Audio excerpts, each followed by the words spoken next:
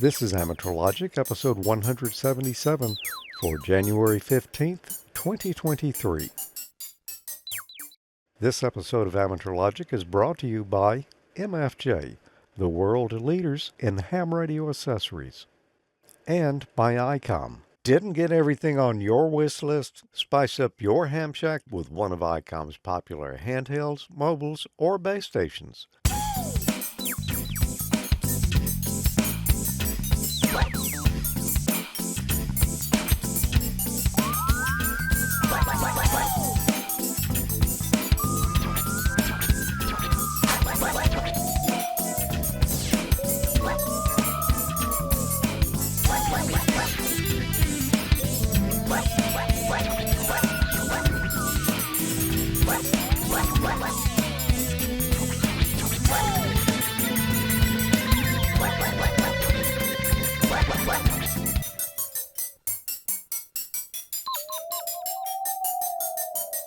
Welcome to another episode of Amateur Logic. I'm George. I'm Tommy. I'm Emile. And I'm Mike. And, you know, we rarely miss the opportunity to do a show on a Friday the 13th. Those are special. Those are special. As a matter of fact, I think for the last few years, every time there's been a Friday the 13th, we've done a show. That work? Yeah. I think It's kind of funny how it falls like that, isn't it? it is. It's destiny. I'm laughing at Emile because I think he's trying to overanalyze that statement. Yeah. I mean, it just occurred to me right on the spur of the moment there. So it might not be factually correct, but It's probably pretty close. yeah. Well, let's go around the horn here real quick and see what everybody's been up to. Tommy. I hadn't really been up to anything. I'm the slacker of the month. So You are? just wake me up when it's time for me to head home.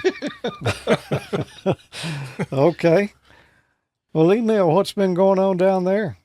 You know, in the great country of New Orleans down this way, it's trying to decide whether it's winter or summer as far as the weather is concerned. And we're getting ready for Winter Field Day, which you'll see a little bit about. But tonight's 34, 30-ish, and I think tomorrow is a little bit worse, and then it's supposed to be 70s to the 80s again. So we're all going to be sick, no doubt in my mind. But, you know, it's just trying to decide. That's what's going on down here. The swamps are fighting with the atmosphere. Well, it's the same thing here. We're just a little bit north of you. Not a lot, though. So our weather's generally pretty close to what you're having down there. So, yeah, it's going to be cold tonight, but it's going to warm back up. We'll be in the 70s again by the first part of the week. So, and that's okay with me. I'm okay with that. I'd rather it just, be in the 70s year round, but a lot of people would take issue with that. I think Tommy That's would. what Florida's for. Well, Tried that. I tried that, and let me tell you, it got below 70 in South Florida when I lived down there. Yeah. Not very often, not very long, though. Nah, not very long. Mike, what's been going on up there? Well, not too much going on up here. Up until recently, I guess you might say that we've been seasonably warm for this time of year. And that, I think I'm going to equate for the fact that we've had very little sun. Like December was pretty much dull, and so far January's been dull. I basically could count on one hand the number of days we've had sunshine, and those weren't even entire days. So it's been pretty overcast for the last probably month and a half. Well, we've had a pretty mild winter here so far. We've had a lot of cloudy days, too, though. Well, we have. It's been really overcast a lot more than usual. Well, I took off like the second half of December because I had a lot of vacation saved up. So I'm playing catch up this month. And a lot of catching up this week in particular. I had one generator that blew the water hose off. The top radiator hose blew off the engine, and it spilled water out everywhere. I guess by the date I checked it, it wasn't wet around there, so apparently it had happened Wow. sometime earlier, and didn't really know about it. Hadn't had a power failure, so I didn't know until I went to that site just to check things out. So corrected that. Now I've got a couple of gallons of antifreeze sitting here. I got to take back out there next week and then get that back to normal. It's running, but I don't have any antifreeze in it right now. So knock on wood, that's not going to be too cold before I can get back out there. And on one of the other stations, yesterday it went off the air, and I called in the remote control to try to check the transmitter, turn it back on. It wouldn't answer, which meant there was a power failure there and the generator didn't crank. Last time I was out there, I noticed the battery's only a couple of years old, but just wasn't turning over as quick as it should. So I think it bit the dust. So I got in addition to the antifreeze, I've got a battery I need to take in the opposite direction to another site. So I got a full schedule lined up just on generator maintenance alone. But anyway, that's how my year is going so far. It is Friday the 13th, so things could take a turn here at any moment. Things could be looking up. They could. Speaking of things looking, Mike, you have the first email tonight, or first post. What do you got to talk about there? I do. And the first post I have for this evening is, it's been in the news. I think it was announced 2 days ago now. The Raspberry Pi have introduced new camera modules. And the exciting thing is they all have autofocus. They're offering two different versions with two different fields of view, a standard or a wide field of view. And it's going to be pretty interesting to see how far they take that camera, because even that expensive camera, it's a fixed focus. So this is kind of a leap forward in terms of cameras for the Raspberry Pi. So I'm kind of anxious to get and look at the prices too. Still the same price for the standard field of view. And if you want the wide field of view, it's going to cost you an extra $10, but still a deal. Okay. Yeah, those are cool. When they announced it, I went straight online, tried to order them, and nobody has them yet. So Yeah. Well, they don't have the computers either right Yeah. now. Although you can announce all kind of cool stuff if you don't have to produce it. we might have done that before. So. We might have, but I'm not either confirming nor denying. Well, that's good news there, Mike. Well, I think the Raspberry Pis will be coming back in stock here before too long. It looks like. I've seen some people saying they found some 4s. Yeah. So. I've got a segment here, a project I did recently that we haven't really covered on Amateur Logic before. We did on Ham College quite some time ago. But I needed a quarter wave stub because I was trying to get rid of some interference at a particular location. And we've all heard about the quarter wave stubs. Well, I went through all the steps here on how to make one, get it right on frequency, and then test it out to see how well it worked. What do you do when you've got a UHF receive antenna that's located very near a commercial FM broadcast antenna that's putting out about 50 kilowatts, and you suspect your receiver is getting desensed by the FM signal? One solution might be to cut a quarter wave stub for the offending frequency. In that case, rather than a shorting stub, you'll want a stub that is open on the end. Now, I've cut one out here, 24 inches long, just made it a little bit too long on purpose. What would we actually need for this frequency? The frequency we want to block is 101.7 megahertz. We need the velocity factor of the cable. We're using DX Engineering RG213/U, which is listed as having a velocity factor of 66. So we'll enter in 0.66. Now we're using the calculator here at arcticpeak.com/antenna pages/quarterwavestub.htm. We enter in our values there. We'll click the calculate button, and it says the length of a quarter wave stub in meters is 0.487. We'll need to calculate that, so I'll use Google. 0.487 meters should be about 19.173 inches. So let's get started here and see if we can hit that frequency.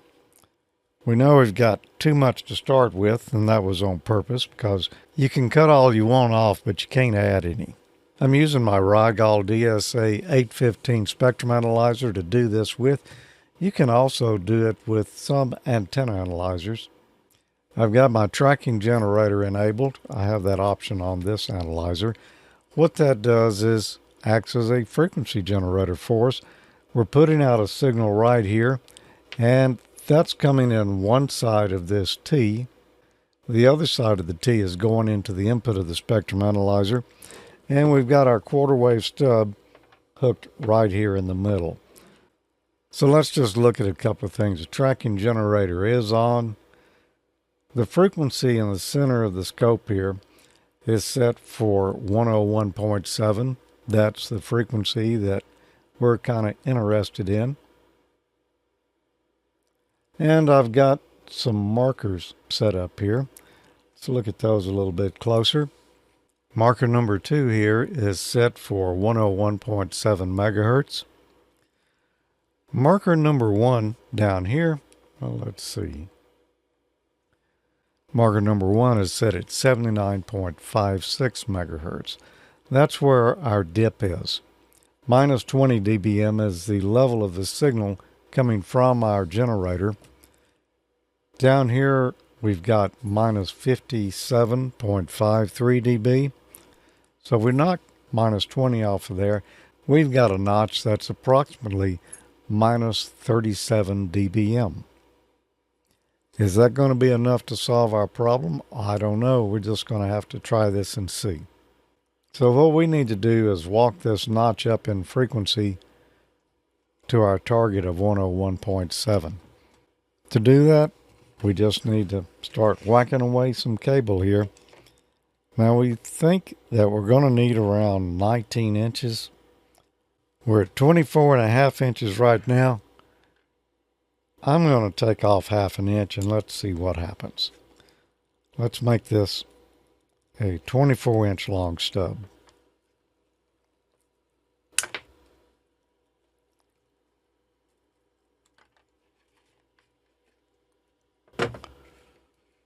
Well, and that did move things a little bit. Let's roll our number 1 marker over.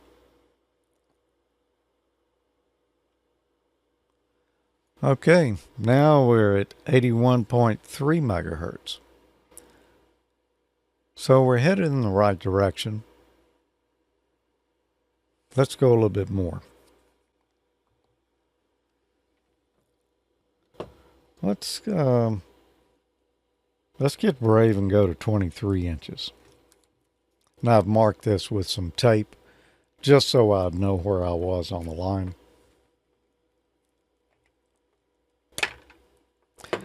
Now you may have noticed when I clipped that cable how it changed up here. That's because we were shorting it out. So where are we now? Well, we've moved up a little more in frequency.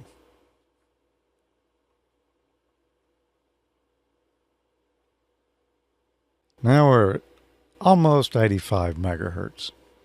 Still got a ways to go.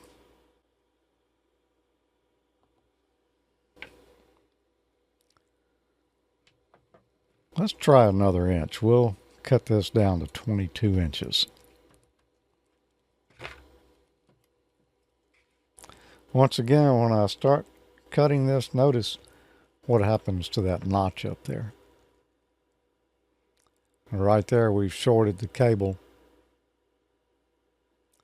And you can see there's going to be a notch out here further, but This is in the passband because now this is a shorting stub. 88.68 megahertz.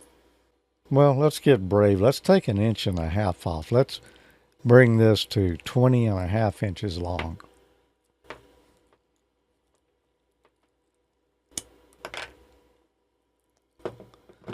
It's a pretty good little jump there. Almost 95 megahertz. But we can see that our number 2 marker here at 101.7 is starting to have a little bit of attenuation. I just want to set that notch right on it though. It's like my calculations are going to be a little off. Let's take 1 inch off of that. Let's make this 19.5 inches long. 100 megahertz. There's a marker for 101.7. We're almost there. So now we're going to start cutting this off in very slight amounts. Well, I guess I'm going to try to take off 1/8 of an inch here. We've moved it to about 100.35. Let's try another 1/8 of an inch.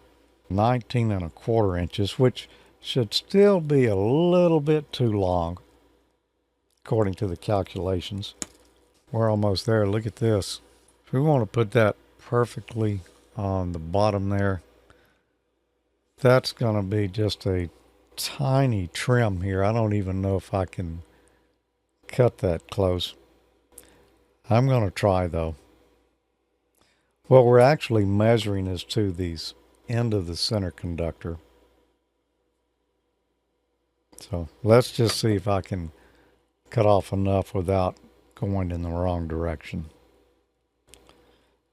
I'm going to try about, I don't know, maybe how much is we're going to be able to cut. As little as I can. As a matter of fact, it's almost so little I can't cut it. What do you know? We got lucky there. Looks like we are right on the money. 101.7 megahertz. And we're at minus 57.7 dBm. So we'll knock the minus 20 off of there, which is where our signal is actually at. We can't see that because it's off the edges now. You know, we started the roll-off slope earlier in the trace. So if we subtract 20 from that, we've got a minus 37.5 dB notch. A couple of things are going to affect the accuracy of this. One of them is the frequency accuracy of my spectrum analyzer. Is it properly right on the money? The other is the actual frequency of the transmitter that we're trying to block. Is it actually on the money? And either one of those could be off a little bit, and it's probably not going to have much effect. I believe we should have a good healthy notch there, at least minus 37.5 dB. We'll see what that does. I'll have to take this to the transmitter site and install it on that receiver and see what happens. Hopefully that will do the job. Well, there you go. That's how you would cut a quarter wave open stub to make a notch to cut out an offending signal. And I happen to have a spectrum analyzer, and that was perfect for doing that with. I haven't done a lot of those before, but that was a lot of fun and kind of satisfying to see it actually fall in where it should. You can also do this with an antenna analyzer, and we might look at that one day. That's what I was going to say. Those MFJ antenna analyzers, I bet you could do it with that pretty easy too. So I'm going to probably try that here in the future and maybe compare to see how close we came out. There's probably some other ways to do it too. This is as far as I got though. Oh yeah, that one right there. Will that one do it, Emile? Probably. I don't know if this one goes up to 100. It might be HF only. Let me see. Yeah, it's 60 meg. This one goes up to 60 meg, but it's on the HF side. Yeah. Well, if you needed to cut one within that range, you could probably do it. I don't know. I've got to look further. The instructions I have are how to do it on MFJ 259, which will work with any of that series. I'm pretty sure you can do it with other ones as well. But could you do it with a radio and a scope? I don't know. I may have to look into that too. You could Well, I do think it it's- by noise level. I guess you could. I don't know if that's too accurate of a way of doing it, but I know some people Yeah. tune duplexers that way by putting a signal generator on the input Mm-hmm. and listening for the maximum reduction in signal.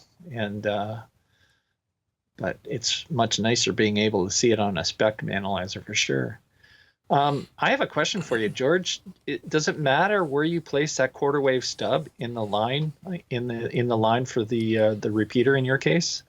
No, it really doesn't. You could put it anywhere in that line that you wanted to. I actually mounted that one right at the receive input on the repeater. In other words, it would be after the duplexers and the receive can, and then the jumper went to the repeater. I put the stub right there at the receiver on the repeater. And let me just say, it made a slight difference. The particular tower we've got the repeater on, this has been going on for a year now. We've been trying to get repeaters set up. And The often, repeater's perfect. The repeater's fine. It's just the well, it's the site. You know, when you're working on sites that's got other stuff on them, you can actually end up with some problems. And there's a lot of RF where this one is located. So putting a 35 dB notch in there was not enough. I think it made a slight difference. So I said, okay, if one helped maybe a little, what if I put a second one in there? So I cut a second one for the same frequency, and I put it at the input of the duplexers. And I said, okay, let's see. Theoretically, I'm thinking that ought to give me around 70 dB of rejection at that frequency. And slight difference, but still not enough to accomplish what we want to do. So I'm not sure where we're at now. I'm about thinking though, it's maybe it's not that frequency because there's 3 AM signals on this tower, and there is 3 FM signals on that tower, and then like 1,000 feet away, there's a cell phone tower, and I don't know what all is on it.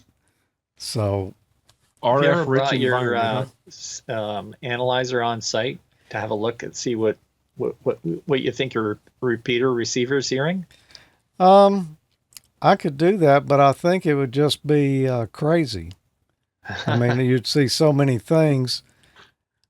So we have some friends that actually do a lot of that type of work, kind of work in, with a lot of two-way radios and such, and have a little experience in it. So I think our next step is to get one of them to bring their equipment out and just measure it and see if they can get any clues as to what might be going on. And if not, well, we're probably looking for a different site. But one way or another, hey, W5AXC is going to work. It's working right now. If I sit in the parking lot right there at the bottom of the tower, man, it is perfect. But when I get north of the tower where it's shadowed, can't go maybe a mile or so, and that's about it. It is cool that you nailed that frequency, though. That was pretty good cutting there, Professor. right, Yeah. right, dead on Yeah. the money. Satisfaction, man, guaranteed. And that's a lot. 35 dB of attenuation in that little narrow width right there with just a piece of wire. That's the magic of RF. It's really cool. I remember going over that a little bit on Ham College. It's been quite some time, so I was looking forward to seeing the segment myself tonight. Yeah. So I hope that made sense and maybe help somebody's interference problems. Well, it does help interference problems. But That didn't look like cheap old man compliant cutters, though. Tommy, you got a receipt for that? I've forgotten what I paid for those cutters. No, they were not. They were Southwire brand bought at Lowe's. But let me tell you, that is the most robust pair of wire cutters I've ever had. Nice. They, wow. You can tell an electrician's never used them because there's no arc marks in the in the actual cutting part. Yeah. No, those aren't very old either. But my friend Jeff, W0CHP had a pair of those. And I saw him using them one day. And I said, oh, those pretty neat. That's mighty big, diagonal cutters to have. And then I had to cut a piece of wire, and he handed them to me, and it just went just right through it. My regular ones, I'd have been bearing down on them. So, yeah, having that little extra leverage in them and good steel makes a difference. Tommy, What have you got? I think you're the only one who has a bona fide email tonight. I do have an email, and the guy that sent it to me is actually in the chat room right now. So it's from Jay. I don't have his call sign on here, but anyway, it says, good morning, Tommy. I purchased a VC4SL charger after seeing your updated review on Amateur Logic. The instruction manual came with it. Says it can charge D-size batteries, but they don't fit unless I'm not seeing something. C-cells work. Any ideas? And at first I got it. I'm like, well, you're right. It does say that, and they wouldn't fit. And I messed around. I don't have any D rechargeable batteries, so I just had some regular D cells. But anyway, they didn't work. I put it down, and the next day I'm like, something's got to give with that. It's got to work because it says it on the back. And I kept messing around, and I did find out you can fit 2 in there, but they have to only be on the outside slots. If you look at them without the batteries, it's got a little concaved corners on them where they'll just barely fit in there, but they do fit. So there's actually a contact on the bottom of those batteries? Yeah, there's a little spring-loaded arm that comes up that pushes it up. And the top, the center piece on the top, on the positive side, just barely fits under the edge, but it does fit. And if you sit it up, they may fall out, so you pretty much need to lay it down. But they fit, but not by much. But anyway, it's call signs KB0TS. And anyway, thanks, Jay, for sending the email in. And now we know. So I figured that might help somebody else as well, because it's not very obvious that they just pop in there. Yeah. Cool. Well, we got a lot more to go tonight. Plus, an announcement that we'll have in just a moment here. Don't go away, though, because we'll be right back. For years, hams have relied on the world's most popular antenna analyzer, the MFJ259B. That compact battery-powered RF impedance analyzer combined 4 basic circuits, a 1.8 through 170 MHz variable frequency oscillator, a frequency counter, a 50-ohm RF bridge, and an 8-bit microcontroller. Now the MFJ259 has been updated to the new MFJ259C. All the same great functions present in the 259B with an expanded frequency range. The MFJ259C covers all frequencies from 530 kHz to 230 MHz, allowing measurements all the way from the AM broadcast band through the 220 MHz amateur band. Make a wide variety of useful antenna impedance measurements, including coaxial cable loss and distance to an open or short. Primarily designed for analyzing 50-ohm antenna and transmission line systems, the MFJ259C also measures RF impedances between a few ohms and several hundred ohms. It also functions as a signal source and a frequency counter. The MFJ259C gives you a complete picture of your antenna's performance. Read antenna SWR and complex impedance, determine velocity factor, coaxial cable loss in dB, length of coax, and distance to a short or open in feet. Read SWR, return loss, and reflection coefficient at any frequency simultaneously at a single glance. You can even read inductance and microhenries and capacitance and picofarads at RF frequencies. The large, easy-to-read 2-line LCD screen and side-by-side meters clearly display all the information you need. While a lot of new antenna analyzers have appeared in the market recently, none give you the flexibility and wide assortment of RF measurement capabilities the MFJ259C does. And for UHF, the MFJ269C adds 415 to 470 MHz coverage with a characteristic impedance input of 0 to 600 ohms and a 12-bit A to D converter. But wait, there's more. Now the new MFJ259D and 269D give you coverage down to 100 kHz plus the 2200 meter band. When it comes to wideband antenna analyzers, no one's got you covered like MFJ. Visit mfjenterprises.com today. So you've got a special announcement for us here. We had one last show we had, and this one's kind of, I don't know if undoing It's not gonna undo it. It's gonna supersede it. Yeah.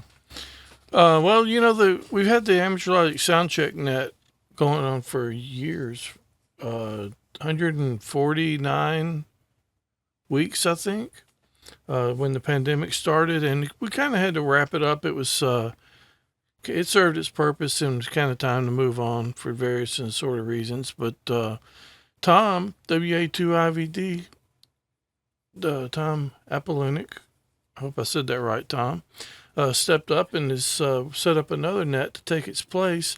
It's called the Logic Net, and it'll be on Tuesday night. Should be the same connections we had on the Soundcheck Net.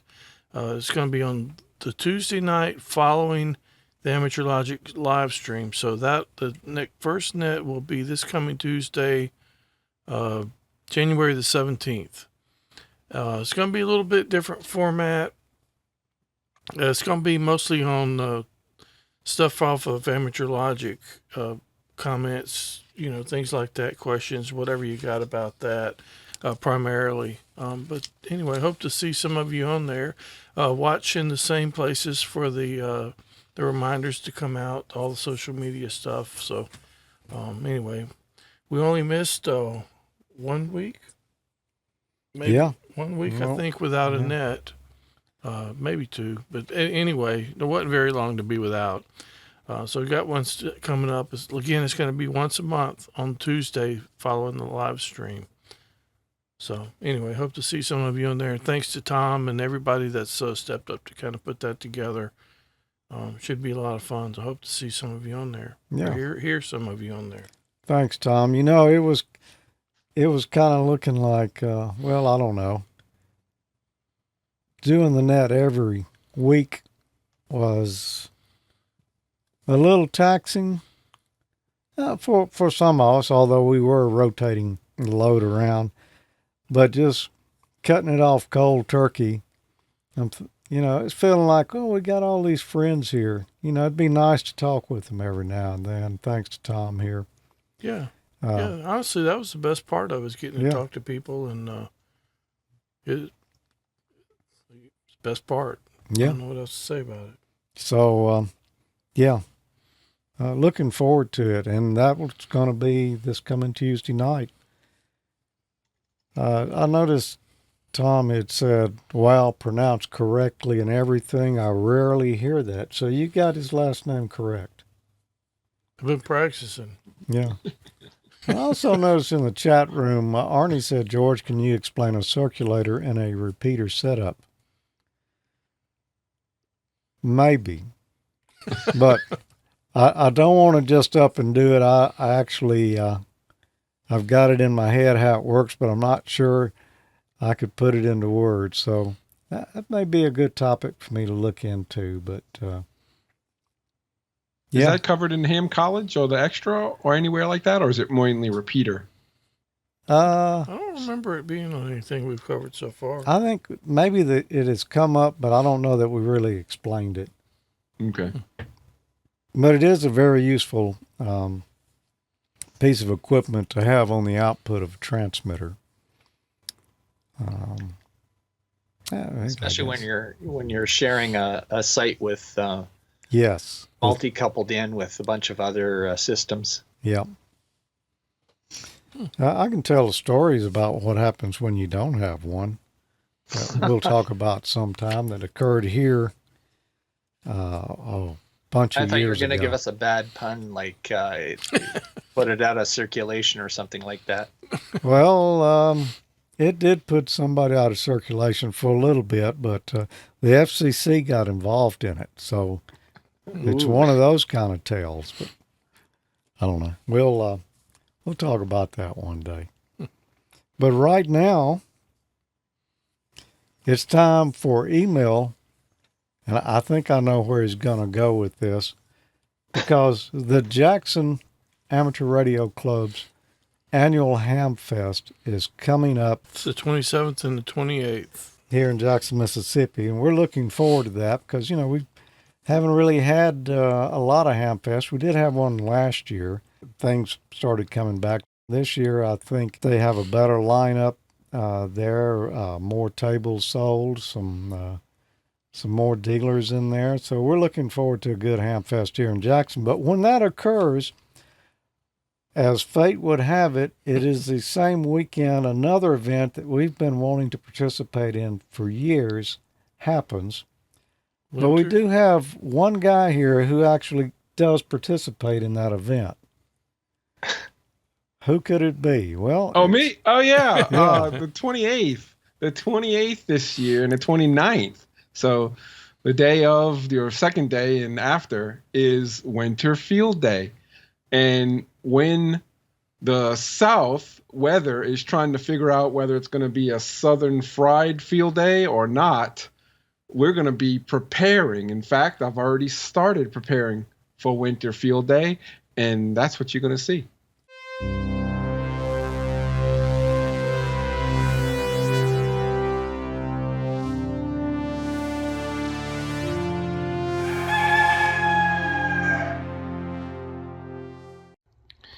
Hello, George, Tommy, Mike, AmateurLogic.TV viewers. In this episode, I want to talk about preparing for Winter Field Day and what our station, or my station in the field, will hopefully look like. So some of the things we do logistically, Winter Field Day, is obviously we go to the site, learn up about their rules, how to participate, as well as establishing our presence or location for our site. And with them, it's a matter of entering information about your club or site, whatever you're doing for that Winter Field Day, and then posting it out here so that they know and others can see. We also pick a site. We have a very generous ham in our club on our system of Aries that we use, and he's also a Mars station with the Air Force.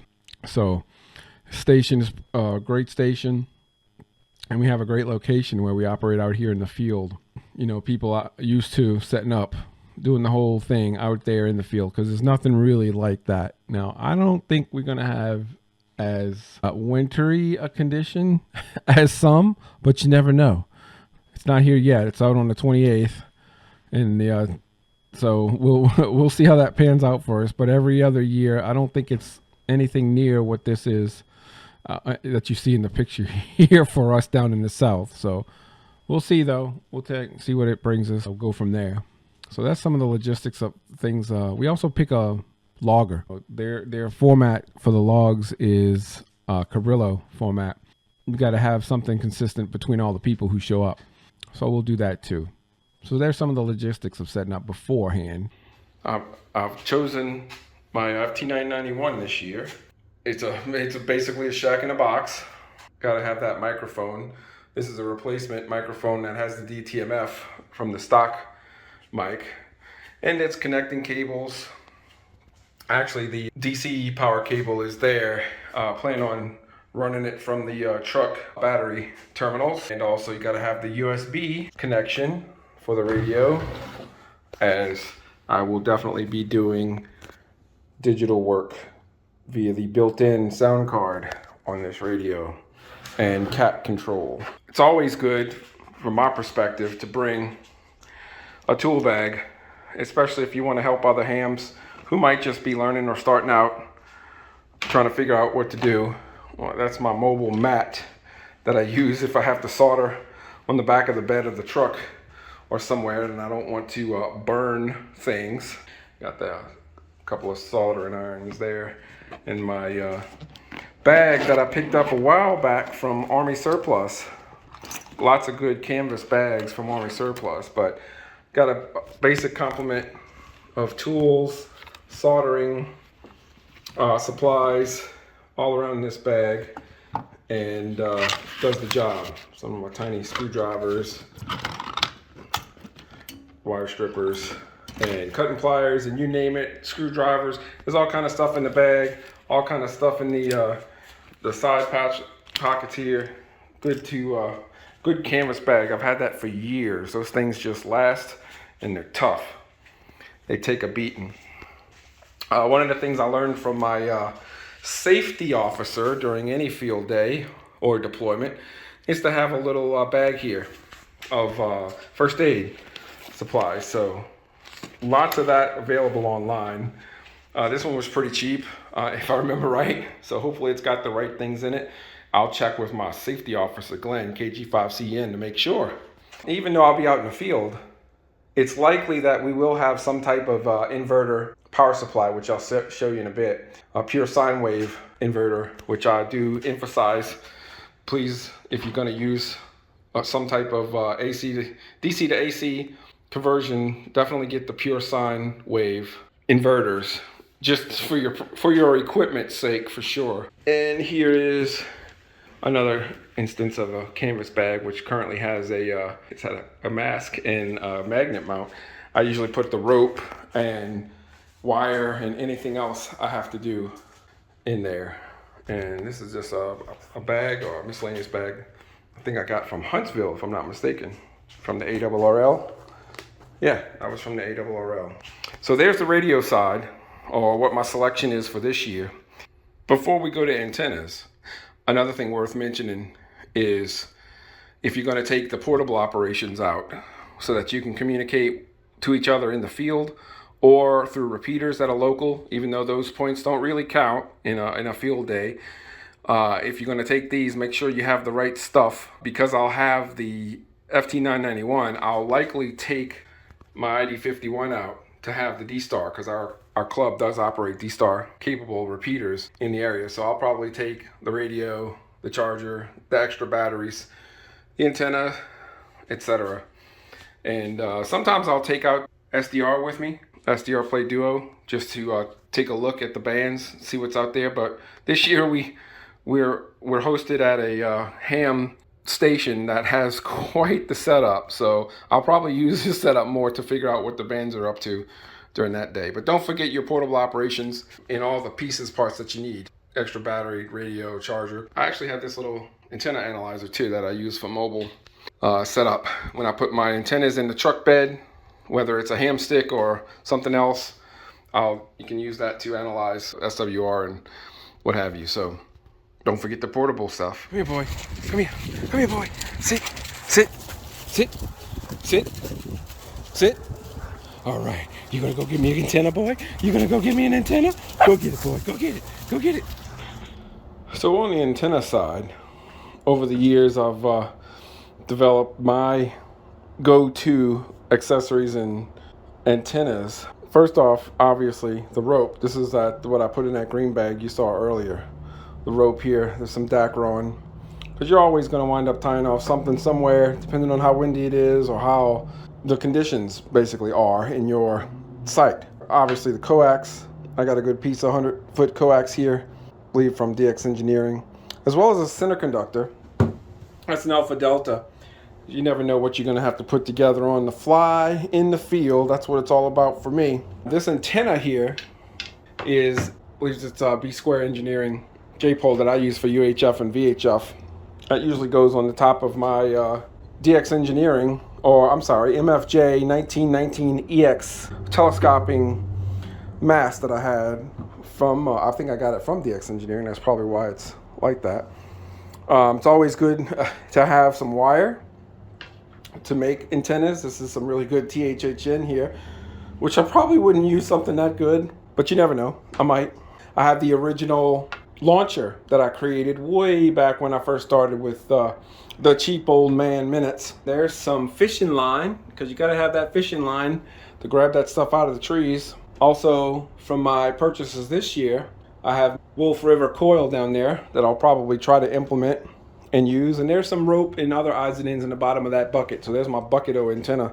There's a ham locally too here, Guy, I forget his call sign, but last year I learned and got from him some wooden stakes, because as you're using that rope over there to tie things down, sometimes you're out in the middle of a field.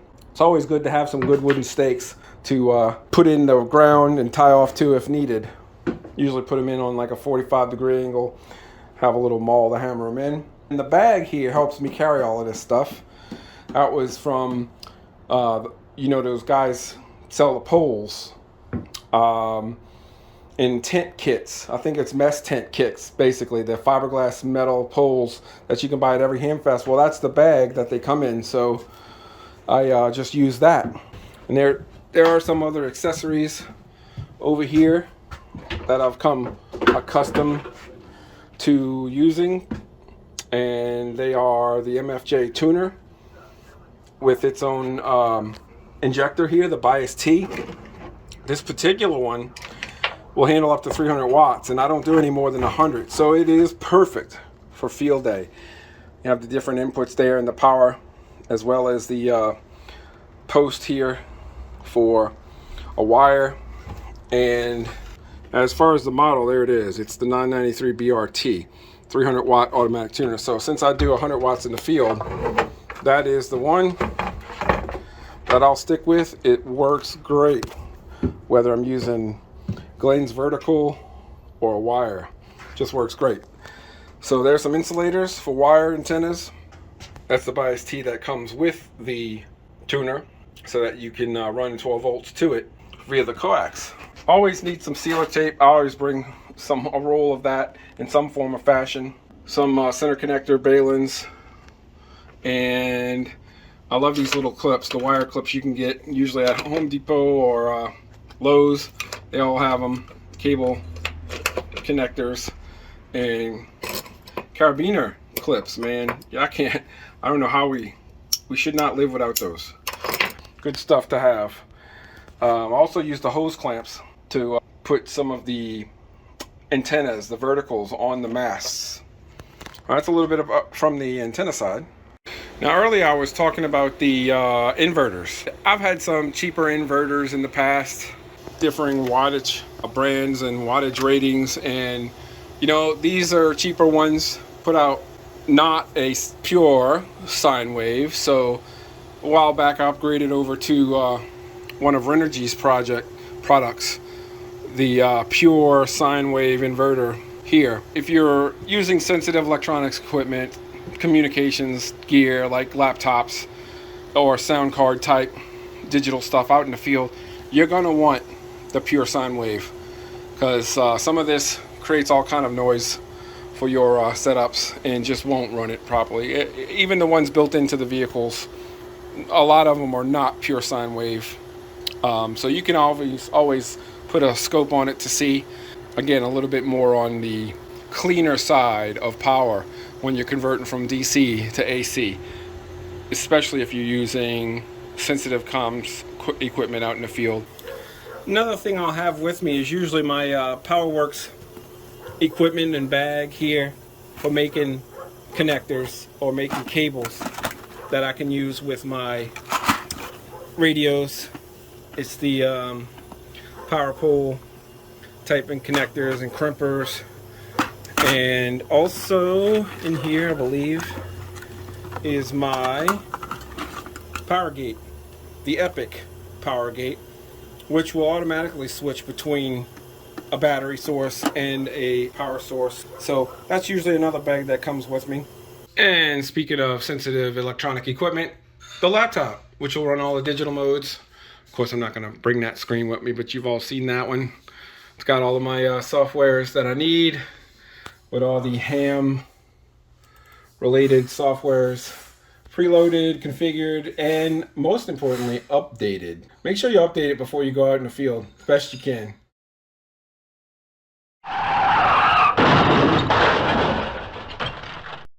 I spied some stuff that wasn't cheap old man compliant. Busted. Exactly. Yeah. That pure sine wave inverter was nowhere near cheap old man compliant. No, and you know how I always say, there's just certain equipment you better get it to work to do the job, Yeah. especially in emergency situations. You can't cheap out, man. Yeah. On that topic, I did an episode or a segment back years ago. I don't know if it was the first one. Yeah, that was It the may first have one. been. Where I guess we've been through Where the hurricane. power strips are filtering out the. Yeah, Yeah, we that had was episode 1. after Katrina. I think it was episode 1. My generator wouldn't crank, and that generator was in the intro of the show for a long time. Me pulling that rope, I remember that.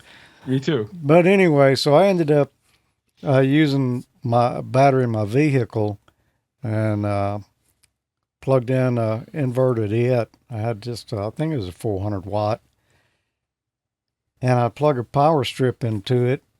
And I think it was throwing the breaker on it or doing, I Just can't, like filtering it out or something. no, it was doing something bad. Well, that's bad. It may have been throwing the breaker on the power strip. I don't remember.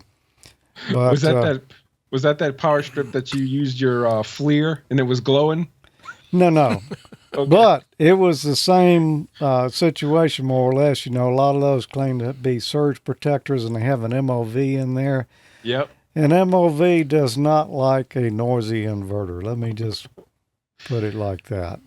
Yeah, Glenn and I are ready for field day. Some of the things you didn't see in that video were obviously the objects that Glenn brings, because he's kind of the other end of our winter field day, at least him and I station that we set up. And so you'll see more of that on the other side of winter field day. And between the two of us, we can make some things work. Got to hand it to Glenn, including he's usually our safety officer. We if there's points to be had for that, he fills in the gaps, and he's really good at making things work. So things like the the DigiPi image and the Pis that we use for some of the packet and other operations. So looking forward to working with Glenn out there. I noticed the little safety pack you had there, and I was thinking, man, that would fit just perfect under that dog's neck right there, you know. Think I should bring the safety dog? Yeah, the safety dog.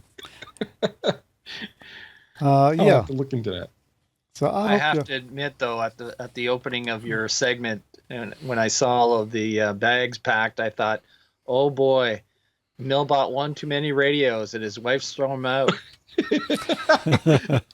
Yeah, winter field day could be an extended stay depending on how many radios you bought the prior year. Yeah. Or Well- depending on whether you get back in the house when you get back. I hope y'all have a good time and make a few contacts for us. Oh, yeah. Will do. Yeah. Have fun at the Hamfest. Yeah. Looking forward to that too.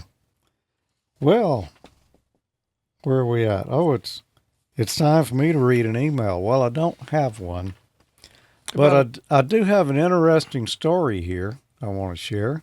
This came from a story at KSL-TV in Salt Lake City. Public land officials hiked for hours up a snowy trail to remove a mysterious device, one that's popping up all over the foothills. These towers have been bolted into different peaks and summits and ridges. It all started with one or two, and now it might be up to a dozen. These small towers don't have permits, and it's unclear who installed them. It might be related to cryptocurrency and relaying networks and being able to make money off of that. That's another reason that they want to stop it now before it becomes a dumping ground for dozens and dozens more antennas. Cryptocurrency is just one idea the city has heard. Trail officials may learn more once the locked boxes are open. Just I kind think they of, might have missed the mark on that. That's solar panels a little small for Bitcoin mining, Well, I think. that's what I would think too, you know. I'm thinking that's almost got ham radio written all over it Oh, right yeah. there. But you would Hey, think, Emile, Is that the other end of your ubiquity wireless link? No. Yeah. Yeah. You would almost think that somebody would have taken a radio or a spectrum analyzer or an SDR or something and just looked at what was coming out of the thing, frequency wise. But, yeah, maybe they will. Anyway, so I did a little research to see what the heck could you make money with all those, little solar radio sites like that you mysteriously put up. Could be aliens, Emile. We had to unmute. Is this going to be another conspiracy segment? I don't know. Yeah. They all could be. Well, I did a little research and I found out that helium is a type of cryptocurrency that relies on a wide network of antennas to provide coverage. The wider someone's network, the more tokens they can mine. And that doesn't make any sense, just right up. But helium miners can use online articles to learn more about solar-powered rigs and deploy them in rural areas. And I looked at helium.com, and this is what's there. Powered by the Helium blockchain, the People's Network. What the heck? And so I looked under use here, and there's a lot of different things they're talking about. Who uses helium? Well, apparently all these folks right here: Smarter Agriculture, IoT roaming partner, indoor-outdoor location tracking, pet tracking, smart gateways, air quality monitors. So it's a mesh network. It's a mesh network of some type, and apparently you set up nodes and you get on the network, and then I guess whenever somebody uses it for one of these applications, that you'll earn a few tokens or something. There's a Canadian company in that list. Yeah. Internet of Beer. Did you see that? Yeah, I think I did notice that. Do you see that? View network map. Okay.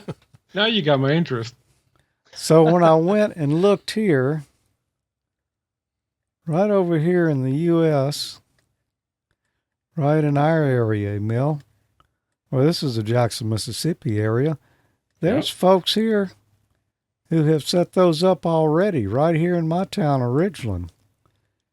And there's some not far from my house. And you look at them and you see stuff like this. Expert Hazelnut Panther. Skinny Cherry Bird. Now, they've got +0 HNT, and I'm not sure what that means. But there's like 3 of them just all right there together. Oh, orbiting burgundy ostrich.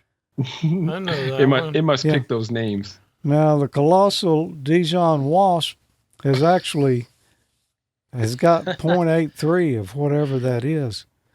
That reminds me of the CompuServe days when they used to give you the random usernames. Yeah. Oh, yeah. Let's move on down a little bit here. Yeah, look at that. Go over to the right. Yeah, look at that. That's right in my neighborhood. Yeah. Literally. All those twos, that 2 cluster to the right over there. Look at all the coverage. That's amazing. Yeah, that's me right there. And I guess these are just individuals here who set these up. Vultures and armadillos. Oh, look. Magnificent. They've got real numbers here, whole numbers. And fractions, too. Interesting. Yeah, so Emile, this might be something you and Glenn have got to check out. The Internet of Beer, I'm on it. Oh, look at these two, man. Daring grape lobsters. I've never had grape lobster. Yeah, me neither. Butter raccoon? Yeah. I don't think so. So anyway, I'm getting hungry. that's what Helium is about is, I guess, setting up these radio sites and letting people use your bandwidth, and you get, Basically makes a network. yeah. Basically, well, I would say a free mesh No. network, but I don't know if it's free. I won't find Mike's neighborhood. See that little right under validators there? That's Lake Simcoe. See that little? There's a little lake above Lake Ontario. I don't know which one. That's Lake Erie you're on right now. Where's Ontario? Ontario. Oh, you were just on Lake Ontario. Yep, right yeah, there. just go a little north of that, and there's a little lake right there. Yeah. Yeah, that's Lake Simcoe. I'm really near there. Let's see. Well, let's see. Move over to the west. Oh, look, there's some folks here who's got some. Yeah, that's Barrie. That's kind of the major population area around me where I work. But, Yeah. Yeah. Huh. There's a lot there. Wow, look at that, koala's marooned. Yeah. So anyway, Interesting. I've never heard of it. I had heard the name, but I didn't know what it was, and now I could see. Yeah, maybe there is some little value to that, but on the other hand, that thing has got to be close enough to somewhere it can connect to the next one, and you got a mesh. And Yep. There was some project underway that I read about a few years ago that used everyone's cellular phone to basically become like they were calling it like a man net. Skynet? Or Skynet, yeah. And the way it worked is it was using the Wi-Fi that was built into all your smartphones, and then they would pass information along from phone to phone, kind of like peer to peer, instead of going through a cell site. yeah. Huh. Anyway, if you see those mysterious small solar-powered antennas popping up around, Now It- we know. I'm gonna have to check out the beer net. yeah. Well, we're going to be back in just a moment because Mike's got something interesting to show us here as well. Happy New Year from ICOM. Didn't get everything on your wish list? Spice up your ham shack with one of ICOM's popular handhelds, mobiles, or base stations. These radios are perfect for working your favorite bands while staying inside or venturing out this winter. The IC705 is the perfect sidekick and QRP companion. Base station features and functionalities at the tips of your fingers in a portable package covering HF 6 meters, 2 meters, and 70 centimeters. This compact rig weighs in just under 2 pounds with RF direct sampling for most of the HF band and IF sampling for frequencies above 25 megahertz. 4.3-inch color touchscreen with live band scope and waterfall. 5 watts with the included BP272 battery, or 10 watts with 13.8 volt external DC. Single sideband CW, AM, FM, as well as full D-Star functions. The perfect accessory for the IC705 is the optional backpack LC192. The ID52A is a VHF-UHF dual band with D-Star and FM dual mode functions and is the first handheld radio with a full-color 2.3-inch waterfall display. This radio supports conventional FM communications and D-Star simplex, repeater, regional, and worldwide calls over the D-Star Internet Gateway. Create your own band opening with the IC9700. This radio brings direct sampling to the UHF-VHF weak signal world. The IC7300 is a high-performance HF transceiver with a compact design that will far exceed your expectations. RF direct sampling, 15 discrete bandpass filters, large 4.3-inch color touchscreen, real-time spectrum scope, and SD memory card slot. The real ham fun starts here. Happy holidays from ICOM America, and visit icomamerica.com/amateur for more information on ICOM radios. Mike, what is tonight's topic of interest? Tonight's top of interest, it's a I'm going to say it's an awesome upgrade to anybody that's using Pi-Star. You're going to want to check out W0CHP's Pi-Star Dash. Before we roll this, I got to give credit to my buddy Gord, VA3TWT, who sent out a notification via email that this was available, and I didn't know anything about it at the time, but I checked it out, and it's really, really cool.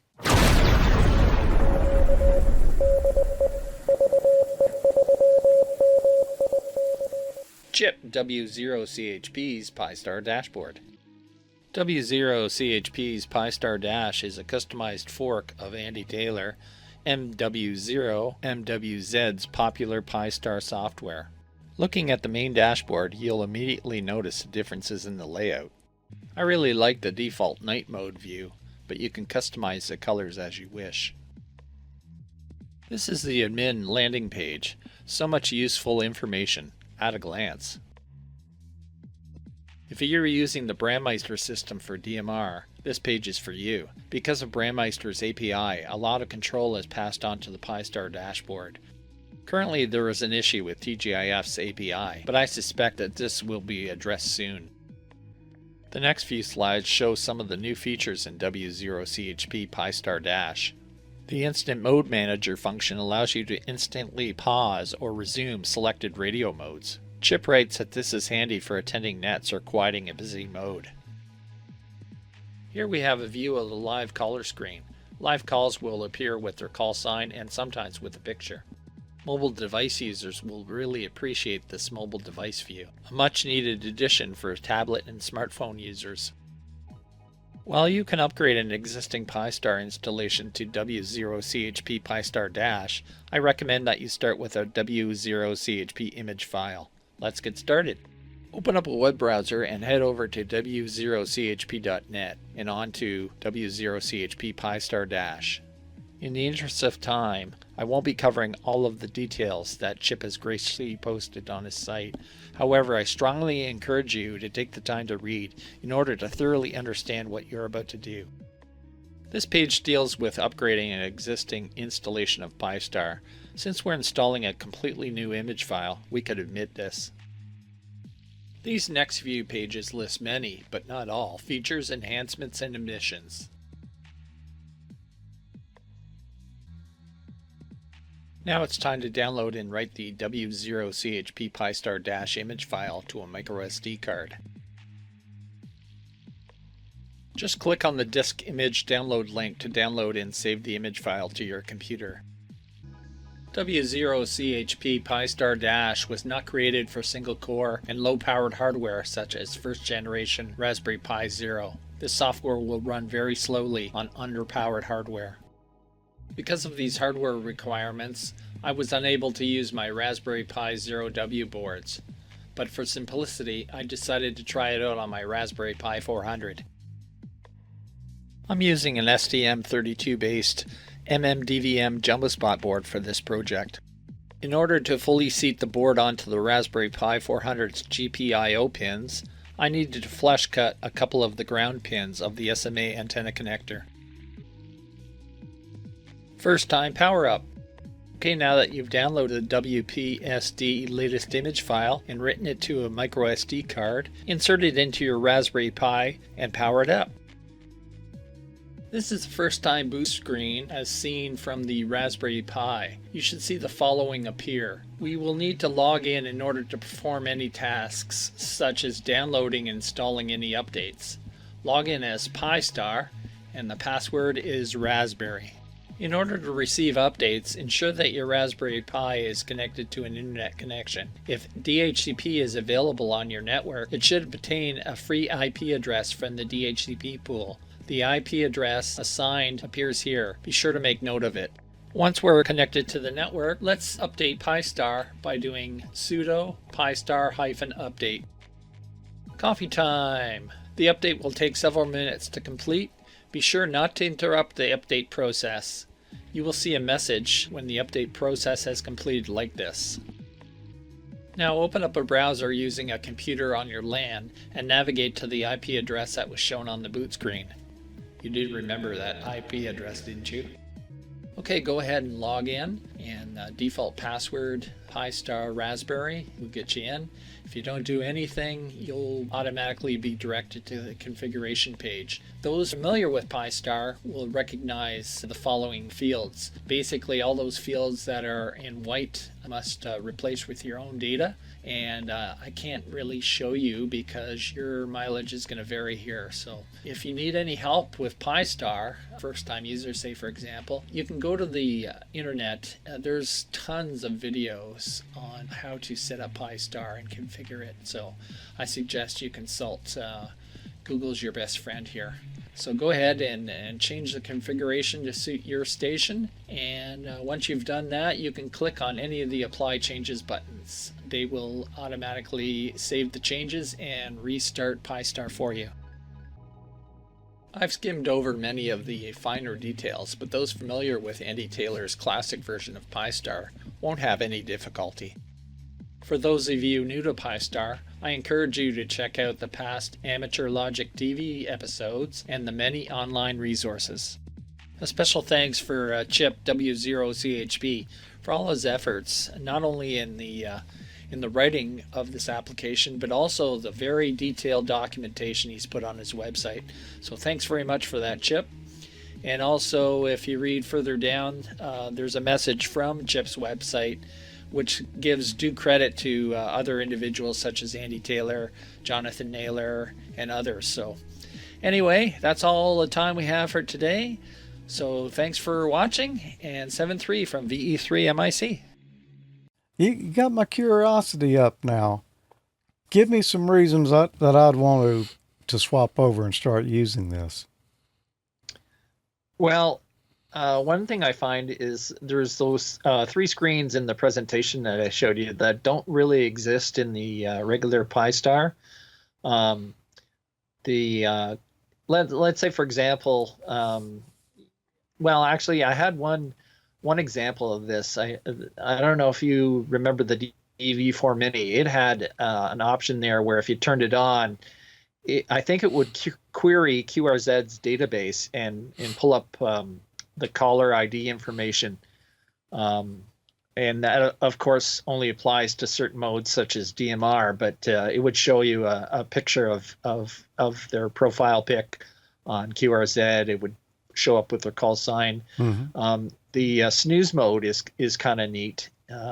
If you don't want to actually change talk groups, say you have a net coming on, you can go to the quick change screen and just make the change from there very quickly.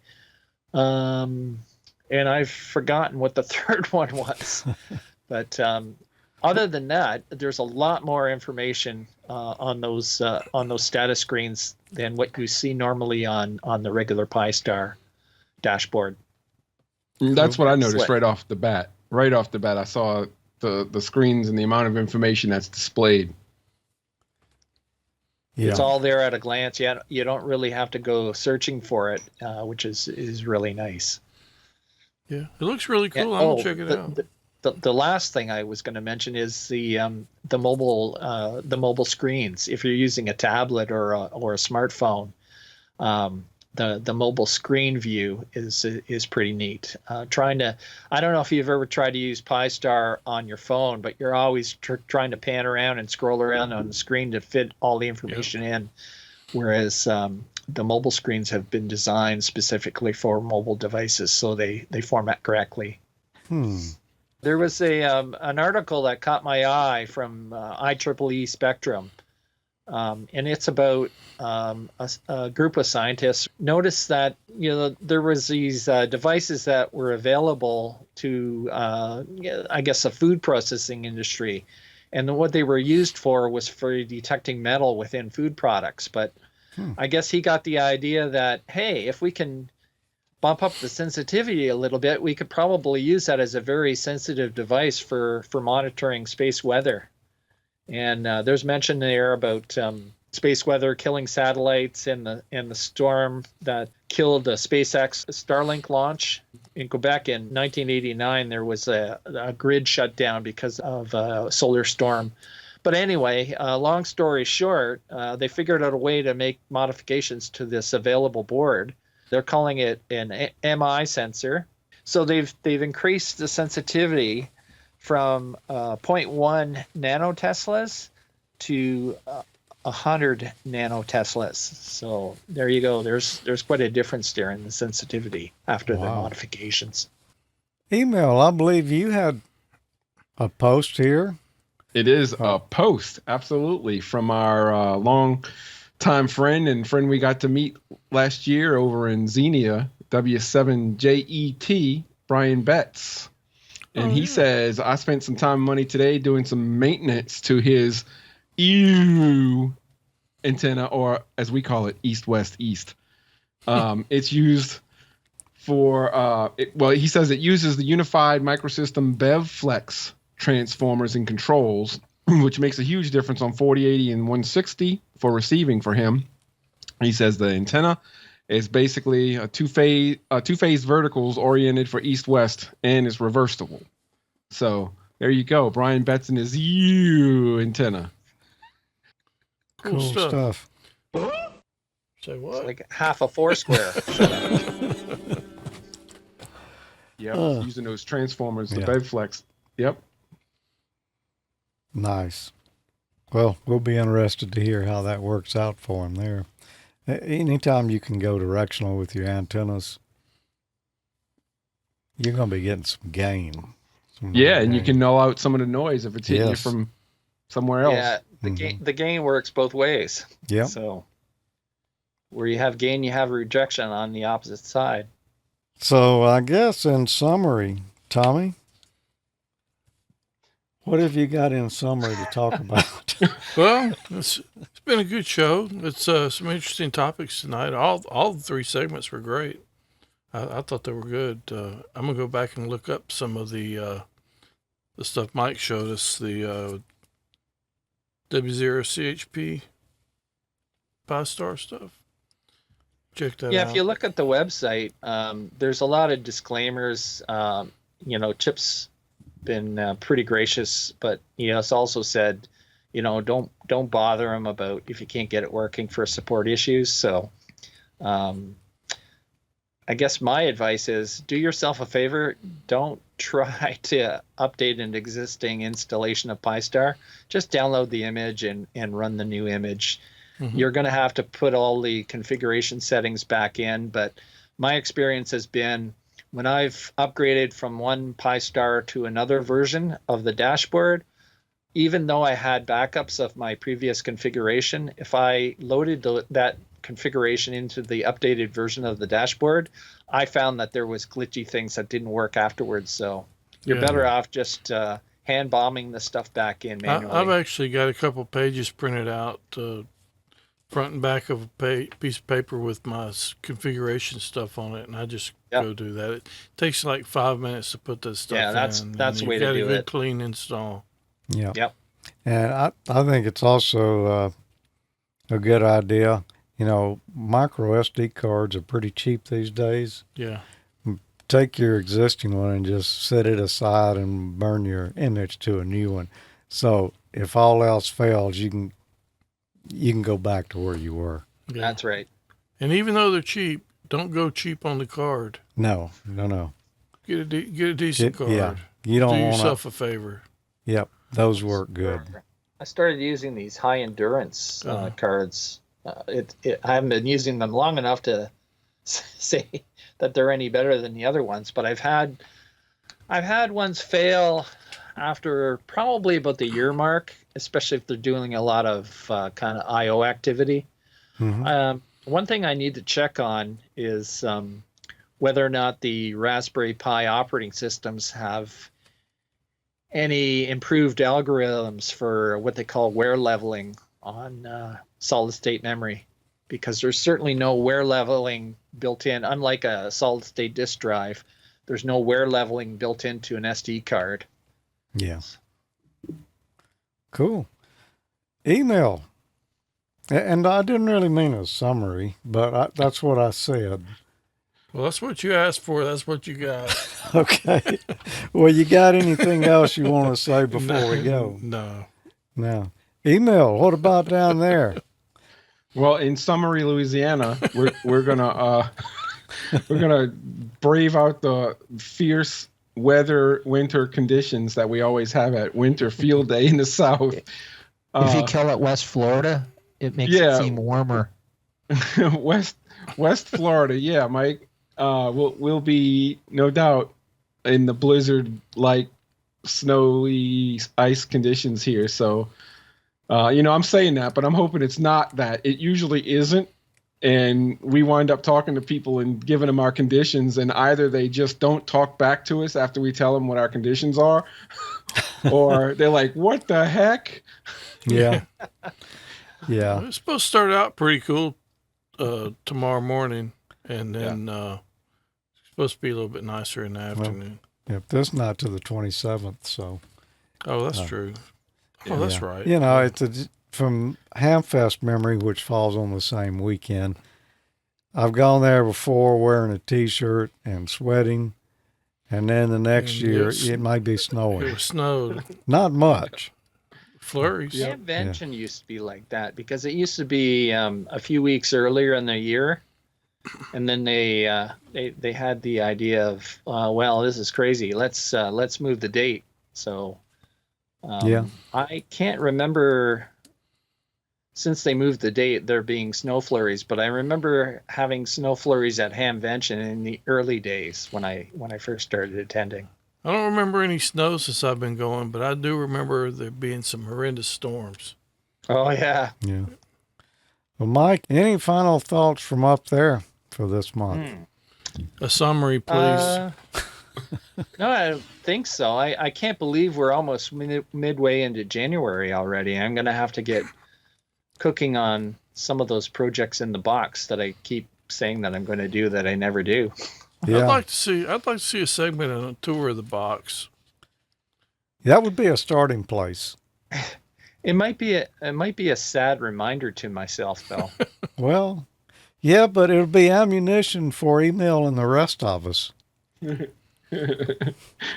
What I really need to do is let Marty win that contest and finish my BitX 40. Yeah. Yep. It's about time.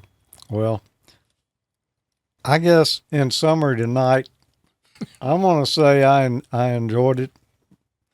Good topics tonight. And I did notice in the chat room, they want to know how many radios are you guys bringing to Winterfield Day, Mill? Right now, I think we'll probably have 3 stations in the field, plus the operator, the ham who's hosting the event, or the field, I should say, is a Mars station extreme with flex radio and also a beam and several very high antennas. So he has a mega station, and we'll be 3 radios in the field. So we'll what is it, W5SLA outside, or I forget the exchange. We'll have to learn that again. Yeah, cool. Well, maybe one year they'll shift schedules around here where we can do that. I guess that's going to do it for tonight. And just a reminder,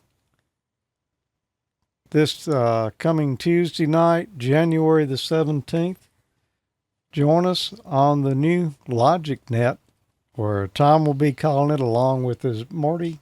I think Marty's out this time. It'll be Tom. Okay. And this will be, an offshoot from the Soundcheck Net that we have run for, I don't know, last couple of years. 149 weeks. Yep. But who's counting? Almost 3. So, anyway, yeah, who's counting? We're looking forward to that and chatting with some of you there. And you can check out the Amateur Logic social media sites. That's where you can get the information that we'll be posting, where all you can connect. Go to facebook.com/group/AmateurLogic.TV. We'll have it posted there. And also you can follow us at Amateur Logic on Twitter. You can catch us on groups.io/g/AmateurLogic. And there, if you go join the Amateur Logic group on there, we'll send you an email whenever there's something breaking or important. Well, we break stuff all the time, but if there's going to be something special going on, like a live stream or when a new episode posts or when there's a net. Thanks for being here, everyone. Join us again here at the middle of February for the next show, and that's going to be maybe February the 17th. I don't know.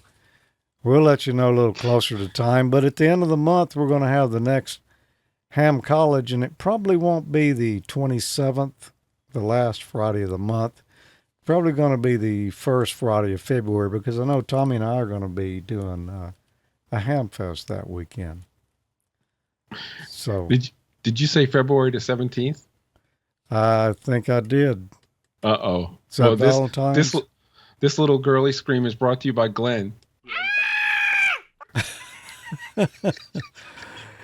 Yeah. There you go, Glenn. Wow. Okay. He was waiting for that, George. Okay. He wanted to hear one for Friday the 13th, but February the 17th sounds just as scary. Close enough. All right. Well, Emile, there's I think there's a rowboat out just on the dock there waiting for you to take a ride in it. Yeah. Say hi to Jason Voorhees for me then. Voorhees. Yeah, Voorhees. Be careful on the walk home, Mike. I think we're going to change his name to Bob. Bob. Sounds calmer. 7-3. 7-3, everybody. Good night. 7-3. 7-3.